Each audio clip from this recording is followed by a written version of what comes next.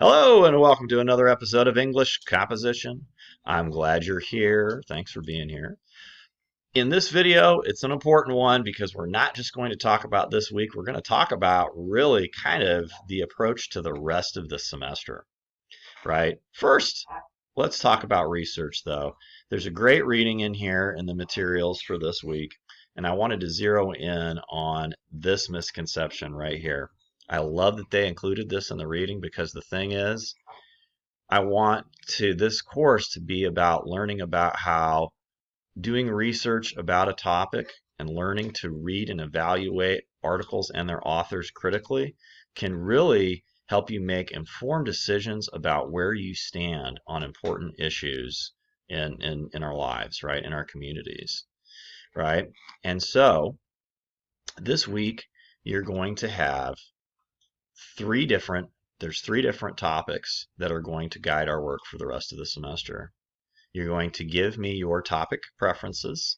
There's an assignment for that in this week's materials, right? You give me your first, second, and third choice. I'll try to give you your first choice as best as I can, but I have to try to create equally balanced groups. But here's the thing that sort of bowls students over sometimes. You are going to write 3 papers about that same topic, right? And the reason this is surprising to students is because many of them are unfortunately accustomed to writing 5-paragraph essays. And so they think, how am I going to write 3 5-paragraph essays about the same thing? Well, you're not, right? In my class, you're going to write 3 very different papers about the same topic, and none of them are going to be 5 paragraphs. None of them are going to have a 3-pronged thesis, right? I'm going to teach you different writing approaches and different writing styles, right? And in doing this, you're going to learn a great deal about that topic that you chose.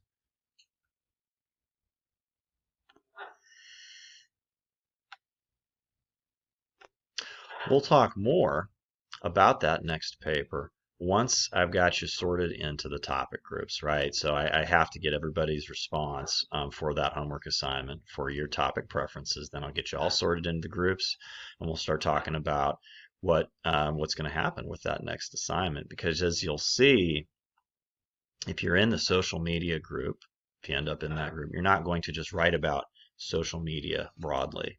No one does that, right? It's going to be, you're instead going to write about a subtopic, right? And we'll talk about how we're going to identify that next week. But subtopics are things like, can some social media sites have negative effects on your mental health? This is something that's been measured, right? There's academic journals we can consult down the road in future assignments to answer that question. Are social media groups doing enough to safeguard our privacy? Right? Many people that have written opinionated articles about that subtopic. So as you can see, both those things have to do with social media, but they're very different things to research and write about. That's why they're called subtopics. Plastic waste and the opioid crisis are the same way. Don't worry if you don't know a lot about the topic group you end up in. Honestly, sometimes that's kind of a good thing. The one thing that I don't like about having the social media topic is sometimes students try to resort to writing about from personal experience instead of actually using sources, which tends to lead to failing papers. So if you end up in a group that you don't know a lot about, or you want to choose a topic that you don't know a lot about to learn more about it, that's a really wonderful approach. Anyhow, this page will explain more, and there's even a link that you can learn more about each of these if that will help you rank your preferences. Right. But listen, before I end the video, I wanted to talk to you about the other big focus for this week is we have to start talking about how to evaluate whether a source is credible enough to use for an academic reader.